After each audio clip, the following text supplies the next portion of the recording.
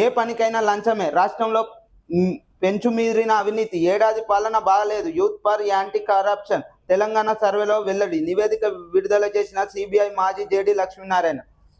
అవినీతి నిరోధన చేసిన మన సిబి లక్ష్మీనారాయణ గారు ఈ తెలంగాణ ప్రభుత్వం గురించి ఒక లేఖలో చెప్పడం జరుగుతుంది. ఎక్కడికి పోయినా లంచం, అవినీతి ఎక్కువ శాతంలో ఉంది. మన తెలంగాణలో కాంగ్రెస్ గవర్నమెంట్ వచ్చి సంవత్సరం అవుతుంది. సంవత్సరంనే భారీ ఎత్తున లంచం మరియు ఏ పనికి పోయినా ఎక్కడనైనా లంచం తీసుకునే పరిస్థితిలో ఉంది. ఇది తెలంగాణ అభివృద్ధి పథకంలో పోతుందంటలేరు.